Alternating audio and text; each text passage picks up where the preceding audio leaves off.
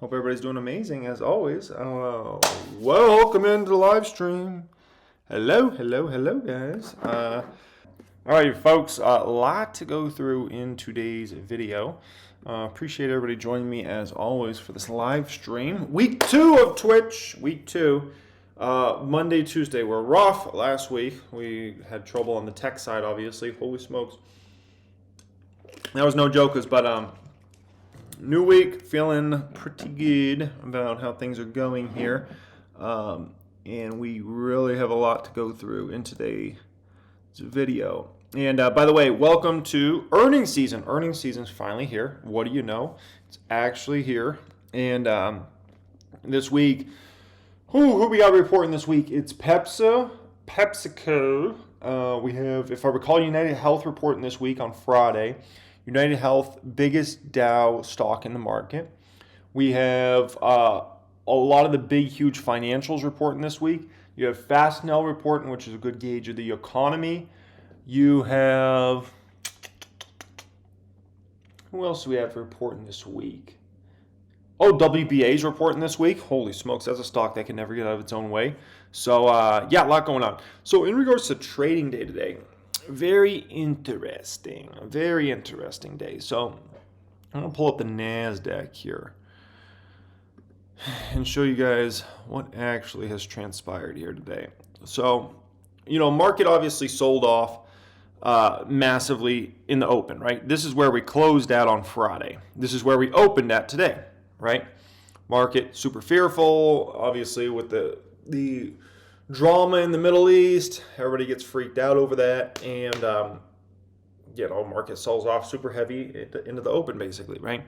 And then we kind of bounce back a little bit. Looks like we're coming back, and then next thing you know, we're dropping again. People start freaking out, loading up on puts and shorts, and it's been rally mode ever since. And you can go through most stocks and you see exactly that play out, right? From where they were at Friday to, Palantir is its own beast. Okay, Palantir is its own beast right now. But, just all these stocks pretty much hit lows within the first hour of trading, and then it was just up, and away from there. Meta continues to climb. Ooh, I can't wait for Meta earnings. Can't freaking wait. Cannot wait for Meta earnings. Oh my goodness. I cannot freaking wait for Meta earnings. But not a little red out there today, but not much. Ultimately, bouncing back strong. Let's see big tech stocks here today.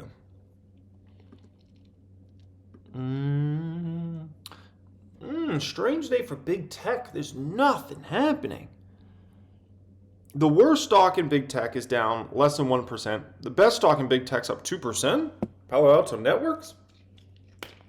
That's strange. Strange. Very, very strange. That's how I describe that, folks. Very, very strange. Let's see what they're talking about here. And are behind are going to chase to catch up performance in Q4. All right, let's bring in Emily Rowland of John Hancock Investment Management to join the conversation. It's nice to see you. Welcome. So you heard Adam's take. Do you agree with it or not? Yeah, we agree that earnings season is probably going to be okay. We're looking at the last quarter here where negative earnings growth is penciled in for the S&P 500. I think the challenge is going to be what happens from here. You look out over the next 4 quarters, and analysts are penciling in between 8 and 13% earnings growth per quarter. We're also looking at... Somebody asked about AAP stock. I have no clue about that one. Somebody says, guess I need a sub to skip all these ads. Yeah, I don't honestly know how that whole dealio works. Margins 13% in 2021. We're looking at 11% for going into next year. I think margins are going to compress. There's going to be a war on margins as the cost of capital goes up and demand slowly slows. But I think for now, we could see some nice beats this quarter. Is there better value, Adam, in bonds or better value in some of those cheaper stocks? If you want to play this as an equity conversation, how would you answer that question? Because there are a large number, I think, of people who still think that there's better value and better risk reward in bonds or in cash versus very uneven economic picture. What I would tell you is there's been very, very few times in the last 100 years where there was better value in cash than equities over any meaningful period of time. Mm-hmm. To the point that if you told me in your 401k option at your company, they allowed you to choose any cash, I might say that's something they shouldn't allow you to do. No, wow. But you know what I'm talking about. So I'm never going to say cash is a great idea. That's interesting perspective. Yeah, I think if you're actively managing a portfolio, I think it's good to have 10 to 30% cash, but maybe in like a 401k or something, that's a little bit different story. They're not our favorite sector. We actually are looking for pockets of quality. So we like areas like technology stocks that have great balance sheets, low interest burdens. Adam talked about this, superior profitability, a better ability to maintain margins. We like areas like healthcare. Right here, let's pause this and we'll catch you back up. We got JP Morgan, Big Dog on Friday, Wells Fargo and Citi on Friday, BlackRock, PNC all on Friday. So insane day, obviously Friday. It's going to matter a lot for the market in terms of those company earnings and in terms of certainly any guidance those companies have to say. I mean, those are the big dog banks right? If you want to know how things are actually doing, you want to pay attention to the banks and their guidance and those sorts of things. You have Goldman Sachs on Tuesday, Bank of America, BNY Mellon, and then basically for the remainder of next week, you have the rest of the big banks and the big financials. I think American Express should be very interesting. They're going to let us know how spending's doing. American Express, Visa, MasterCard, I think always three of the most important stocks you could ever pay attention to in the financial markets overall, in my personal opinion. What if the catalyst becomes more clear that you're not going to... I mean, a year ago, everyone was talking about a hard landing, and then it was a soft landing. Like, we're in the Goldilocks period right now where the Fed's almost done, and the earnings haven't collapsed yet. That's going to be good for equities. It has been and will continue to be, and we'll make that change if we somehow get a collapse in earnings in the second half of next year. But it sounds the interim earnings are fine. Saying Goldilocks, you're implying that there's a lot of stuff that's going to do well. Small caps don't necessarily have to be the best performing thing in the market. It's not. No one's saying they have to outperform mega cap, but I mean, if this is Goldilocks, then you think the economy's I think good. The small caps will do well. I think they'll do less well than the mega large for the next 3 or 4 months, and I think the mega cap growth stocks are going to participate and do better than normal. Look at earnings season. Which one do you think is going to have a bad quarter? I don't think Microsoft's going to have a bad quarter. I don't think. That's a freaking great point. A great point, man. The smalls, the dividends, I think those are more of the 2024 excitements in terms of the market versus mega cap. But for the remainder of this year, I agree with him. We're seeing eye to eye. Mega cap is certainly the bigger opportunity here in the short term, right? I mean, like you said, Microsoft earnings is going to be coming in super solid. We know Nvidia is going to put up their numbers. We know Meta is going to have some incredible growth year over year. We know Amazon's going to have some incredible growth year over year. And really, I'm talking about the bottom line, not top line. Don't expect anything crazy top line other than maybe Nvidia. So Apple always somehow makes it happen. We know Apple, right? So yeah, I'm 100% in agreement with them. No disagreement whatsoever. Now, Barclays provides 2023 and 2024 year-end S&P 500 predictions. What are you saying, Barclays? Let's see what they're predicting here. Barclays outlined over the weekend what has worked and what hasn't in Q3 and where markets may end to close out 2023 trading year and what's ahead for 2024. So Barclays, bull case, 4,700 year-end. Okay, so, I mean, I could freaking put this bull and bear and base case together too. Like, what do you expect, Barclays? That's what I want to know. What do you expect? 3650 to 4700 is where we're going to end the year, guys. Yeah. Okay, Barclays. Great job. Great freaking job. That's like, what are we talking about here? Like, come on. 2024 year-end estimate, 3,800 to 5,200. Thank you, Barclays, for your phenomenal work. Okay, so let's just say we take into account their base case. Their base case is basically very bearish. What are we at S&P right now? 4,300, we can say, right? And they're expecting 4,150 year end. I think we're at 4,300 in the S&P, aren't we? A little above 4,300 right now. So they're expecting us to lose almost 200 points off S&P for their base case. So that would be actually a bearish take Barclays has for the market. They do have a somewhat bullish case certainly next year, 4,500 base case for Barclays overall, right? So, and where's the divergence here? So we're talking about, 500 point difference there. and about a 550 point difference there on the upside. On the 2024 case, we got 700 points upside. We have 700 points downside. Oh, Barclays, you're phenomenal. Barclays. Seriously? That was ridiculous. Go ahead and buy, but avoid this major bear trap. Snack companies like PepsiCo, Kellanova, which is basically just Kellogg's, Mondelez have been sold off recently due to concerns about the impact of the new diabetes and diet drugs. Dude, they really think Americans are going to stop eating because they got some new diet drug out there? What are we talking about? Like, come on, man. Are we even being serious? You think people are going to stop eating Oreos and Doritos because we got a new diet drug? I don't know about that. I'm skeptical that these drugs will help significantly change snacking habits, but acknowledge the narrative is too potent to ignore. Okay. The snack sector is currently overpriced, and dip buying in these stocks is likely to result in losses. Interesting. Okay. Wow. You seeing it's a bear trap? What? No. Walmart is using sophisticated data science, tells us that these drugs can impact snacking. Who's to say it's just drugs when you got to take into account, these. At the end of the day, how many people even taking this new drug? Seriously, I can tell you it's a very small amount. So at the end of the day, if somebody's not buying as many bags of Doritos, it probably has nothing to do with these drugs. It's just like, have we heard of this thing called inflation that's maybe hurt people's pocketbooks a lot over this past 18 months to 2 years? Did we take into account real wages going down for like over 2 years straight and us finally starting to get to a little better place? I mean, I think all those things have ramifications on how many bags of Doritos and how many cases of soda and all that stuff you buy. If you're tighter on money, you got to pull back somewhere. And sometimes those pullbacks are in things like that, right? So, yeah, people draw all these conclusions so crazy. I'll put up my big tech watch list so you guys, basically this list right here. Do you guys own any of these stocks on this list, and which ones do you guys own? Because I'm actually really curious. See how many folks own some of those. All right, somebody owns Amazon and Tesla. Amazon, Tesla, Facebook, Nvidia, and Apple. Okay.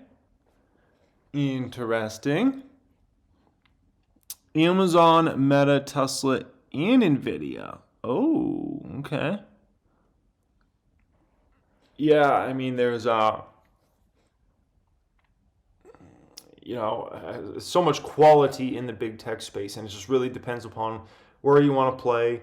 I throw PayPal into big tech. Technically, maybe it shouldn't be in big tech. It, should just maybe be in my fintech watch list, which, by the way, let's see fintech today. How's fintech doing? A little bit of a mixed bag. Square and Hood are down. PayPal's up very slightly. Rocket up a little bit.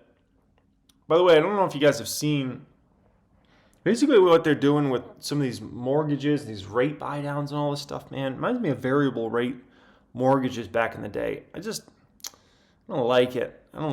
I think it helps things short term, but I think it could be problematic long term, folks. I really worry that it could be problematic long term.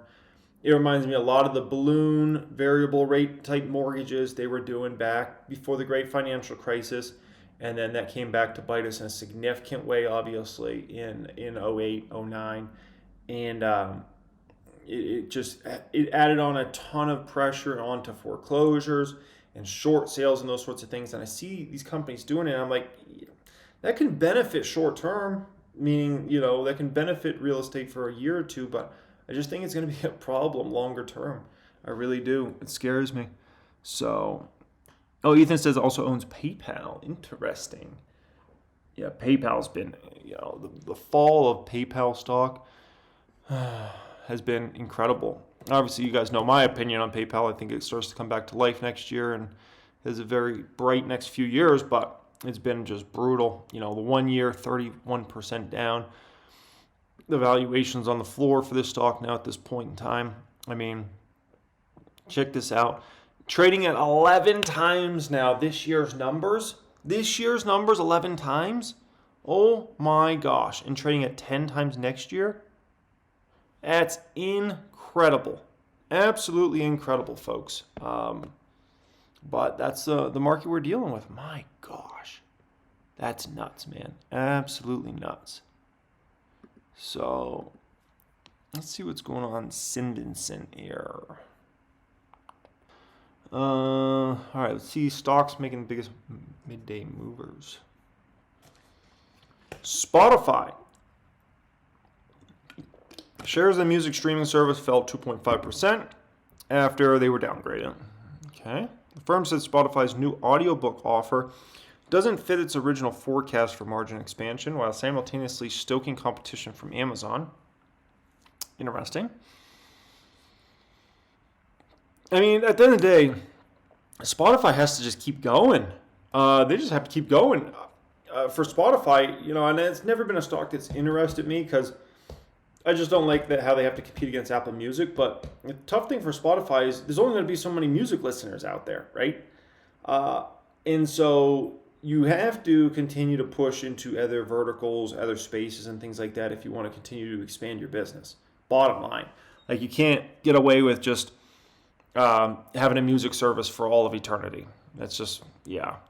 Let me see what we're talking about here in regards to Spotify. Man, sometimes the messages like disappear on my end. They just got their audiobook deal going on. Interesting. Okay. Zscaler. Let me go back to here. Zscaler rallied 4% following an upgrade to overweight. Yeah, a lot of these stocks are just moving off these upgrades, downgrades, things like that right now, right? We certainly know earnings season's coming. Somebody says, Jeremy, do you think Meta is a good price to start a position, or is there better opportunities in the market? Well, yeah, I can't give anybody else financial advice, but I think everybody knows my position on Meta. Why is Meta the biggest position in the public account? Would I hold Meta as the biggest position in the public account with over $500,000 in that stock if I didn't like the stock? What are we talking about here, man? What are we talking about? Like, come on. I'm not going to have $500,000 in a stock if I don't believe in it right now and for the next several years. Tesla, the automaker stock, fell 2%. Well, it was down 2%, but now it certainly isn't. Now Tesla's up. Is Tesla up now? Didn't we just look at it? Or was it at break even? I think it was break even, right? Let's see. Tesla. Yeah, Tesla's about break even, right? So certainly not down now, but I guess it was down. Upon news that the company's year-over-year sales declined 10.9% in China last month, according to data from China Passenger Car Association. Let's go back over here, see what they're talking about. The good news about the equity market is things have come down a little bit. So if you look at the S&P as a whole, it's about 8% more expensive than long-term averages. Not great, but if you take out just the top 10 stocks, they're about 30% more expensive than long-term averages. So I do think we have to really modify our allocations in terms of where we're finding relative pricing opportunities. Look, things are better than July in terms of pricing. They're not perfect. This is why, some people are like, oh, you need to diversify into international markets and all this crap. And I'm just like, why? Why? This is the Israel ETF here. The thing's up 4% in the past 10 years. 10 years, folks. Like, I don't want to bet my money on other countries. Bottom line, okay? Let's see the Shanghai Index.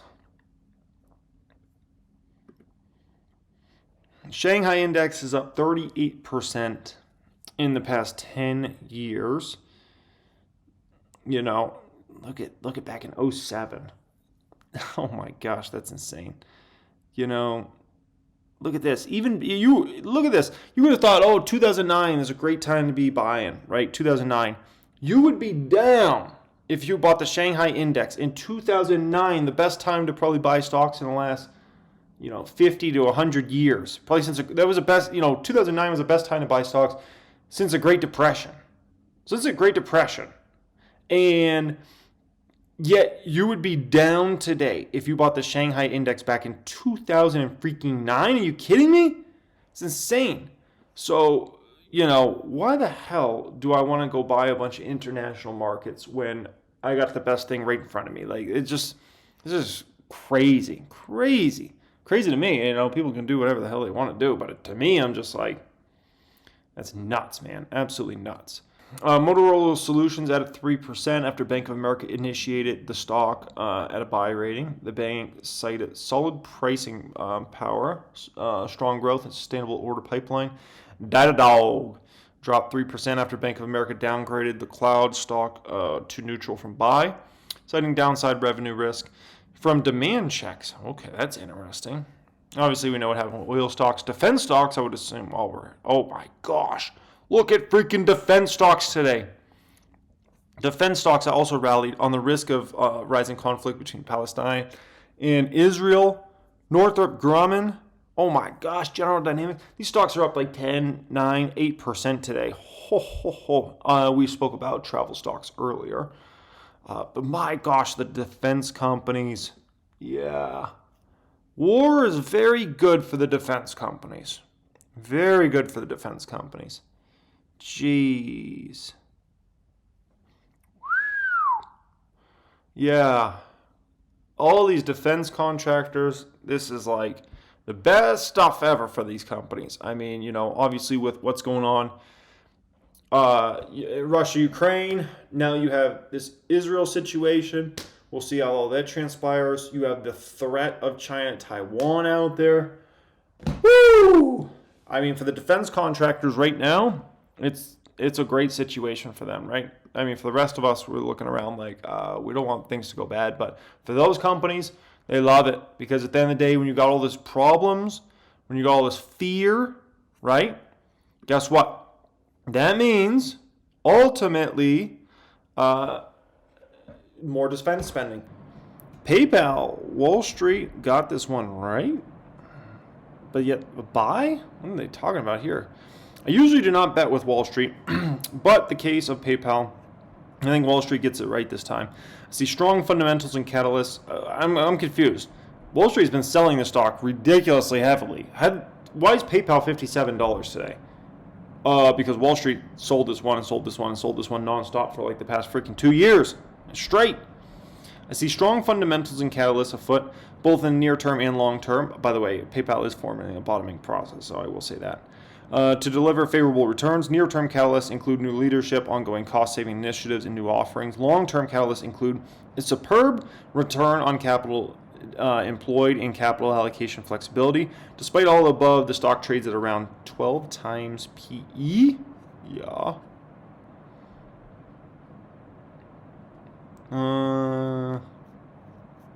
Most investors are familiar with the various limitations associated with Wall Street ratings. Near-term focus, herd thinking, yes, a bias toward the bullish end. But in the case of PayPal, I think Wall Street's bullish enthusiasm is well justified. As you can see from the following chart, with Seeking Alpha authors have written about the stock, to wit, a total of 47 of them wrote on the stock in the past 30 days, and 31 of them have rated the stock either a buy or strong buy. The ratings from Wall Street are even stronger, with an average rating of 4.13 versus 3.95 from Wall Street authors. So, I mean, at the end of the day, okay, you could say Wall Street seems bullish, at least as far as the analyst community. We can actually see usually buy and sell ratings on PayPal in general. So, Wall Street analysts, 46 analysts in the last 90 days. 21 of those analysts have PayPal as a strong buy. 9 of those analysts have as a buy, and 16 of them have it as a hold. Okay, no one has PayPal as a sell or a strong sell. So I understand where this gentleman's going with this whole thought process about, PayPal, Wall Street being in a position where they view PayPal as, being a buy, a strong buy. But on the same token, guys, let's not forget, like, Wall Street sold this stock ridiculously heavily. So even though the analyst community might have PayPal's back and might believe in the stock over this next 12 months, it's certainly not the situation of buyers and sellers, right? So that's where we're getting this divergence, and somebody's right, somebody's wrong. We'll see.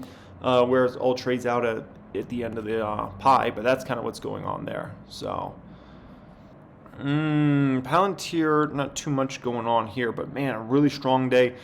At the end of the day, the conflicts, everything that is transpiring there, bullish for Palantir. Palantir is not really like a defense contractor, right? But Palantir is really seen as a company that certainly has a major hand in let's call it wartime type situations, right? So interesting. Meta's having a good day. What's going on with Meta? Meta. Man, no one ever writes articles about Meta? What's going on? Last article written about Meta was September 29th for a mega cap stock like Meta. But look at how many few comments there are. And that's a problem. That's a problem. And that's kind of disappointed me in regards to Meta. Is retail just hasn't been behind Meta and hasn't really been there for this stock. And it's just kind of been sad to see a little bit because it's been such a tremendous opportunity, certainly for the past year, right? And it just doesn't get much interaction, unfortunately. And that's just kind of a little disappointing because I'm like, you don't want a piece of Meta? You don't like to make money? Like, is that what it is? But yeah. Let's see. Adyen stock has fallen due to concerns about competition, slowing growth, weaker margins. Channel checks show that Adyen's TPV growth, total payment volume growth, is expected to decelerate in 2023 and then reaccelerate in 2024. The company's customers are increasing their total payment volume mix with the company due to factors such as quality of service, global reach, and ease of integration. Functionality and technology capabilities are also differentiated from the competition. The company has a high net promoter score, and most customers do not see PayPal's Braintree as a real threat. So, yeah, it certainly looks like this company competes more with the Braintree side. Interesting. Channel checks, BWG Strategy, which is an independent channel check. Firm that conducts surveys and interviews companies like Adyen, PayPal, and Stripe, amongst others. When I mention respondents below, these are the respondents. Okay. Interestingly, the respondents saw that total payment volume growth is expected to decelerate in 2023 and then reaccelerate in 2024. We'll see. Hopefully that is what plays out, but don't, hold your breath on that. A lot of that's going to be dependent upon how the economy is also. Adyen, which regions do you currently use those processors? Adyen's 38% North America. Yeah. I can see it's definitely a bigger player, maybe internationally, some of these other guys, right? PayPal's 65% North America, for instance. So this company's not nearly as dependent upon North America, for better or for worse, right? Adyen, Braintree, and Stripe. Merchants with North America presence only.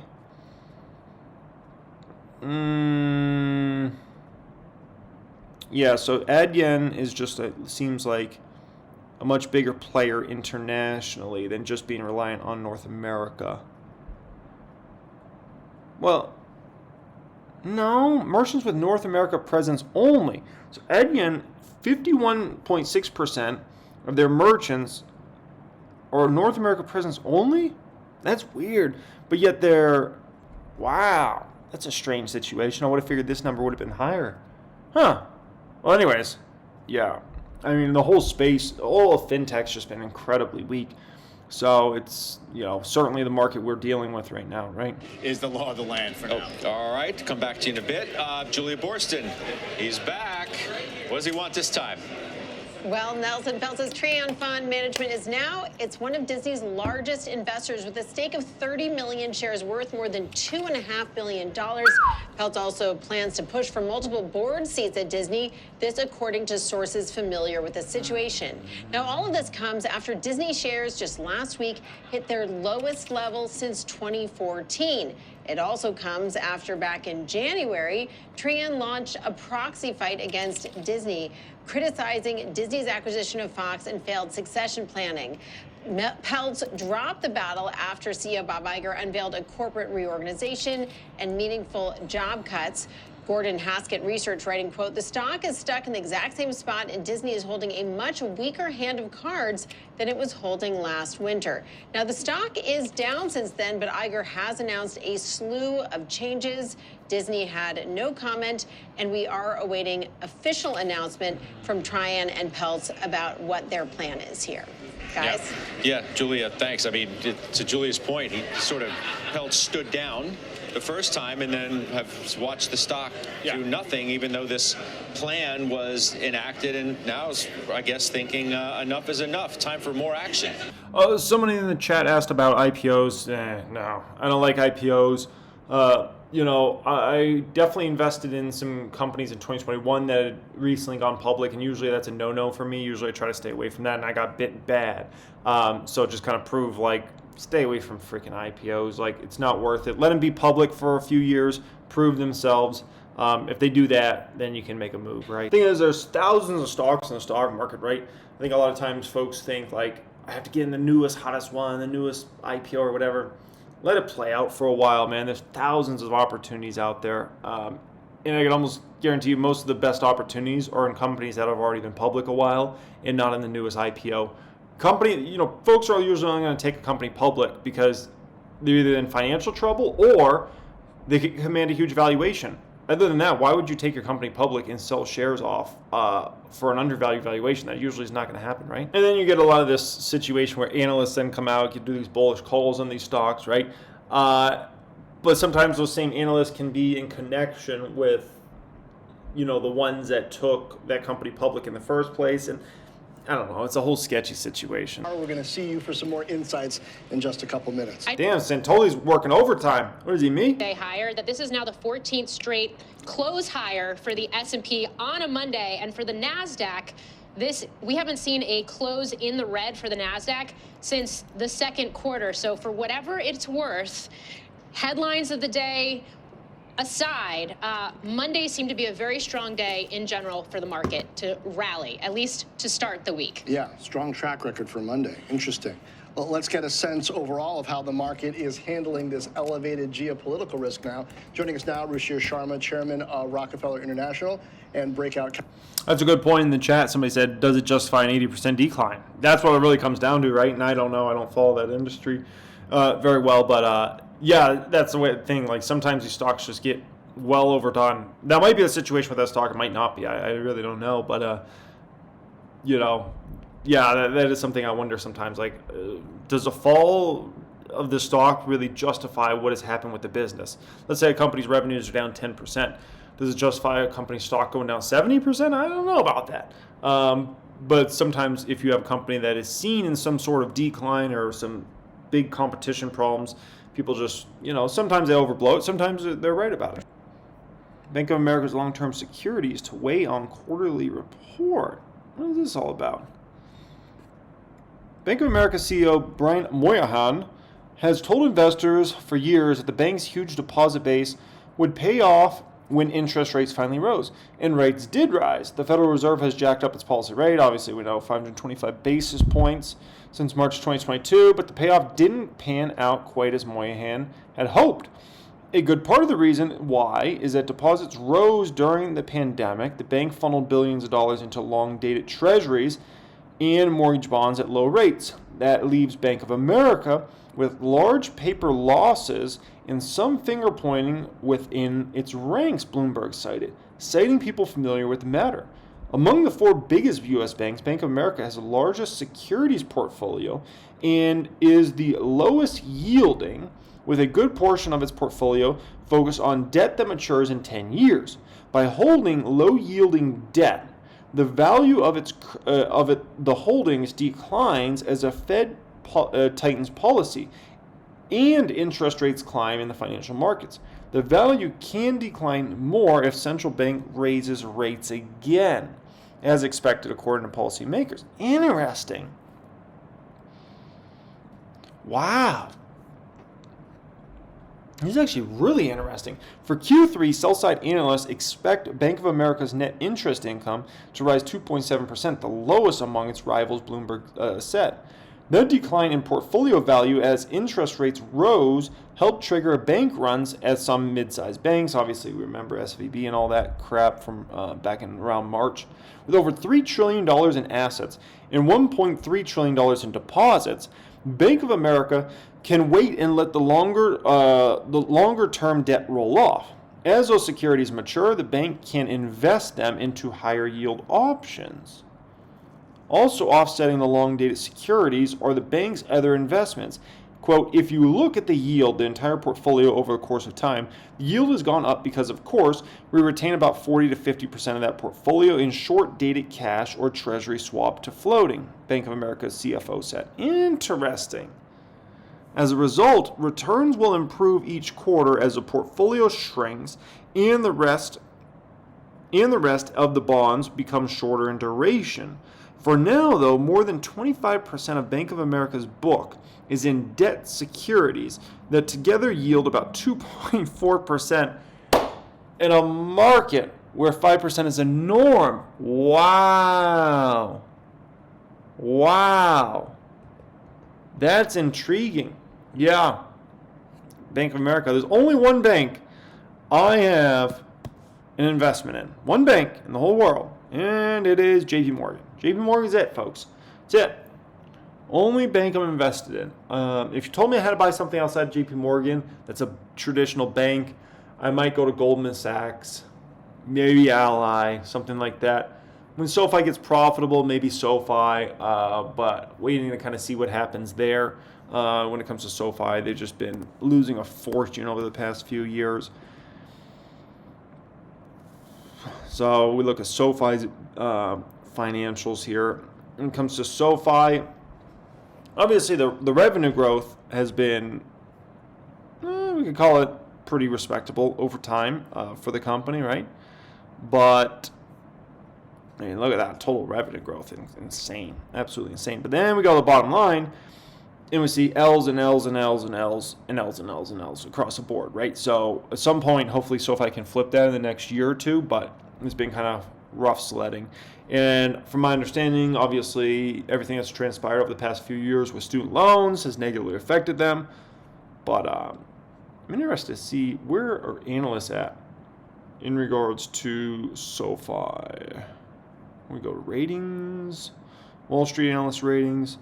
So, wow, very divided. Wall Street's very divided on the future of SoFi stock. So, 5 analysts have it as a strong buy. 1 has it as a buy. 7 have it as a hold. So, I'm going to say Wall Street in general is kind of more in the hold situation. 1 has it as a sell, and 3 have it as a strong sell. That's really interesting. Very divided analyst community in regards to this one. Interested to see where's Meta at with the analyst community right now. Analysts for Meta, wow, 38 strong buy, 10 buy, 6 hold, 2 sell, 0 strong sell for Meta. What about good old Tesla Maesla?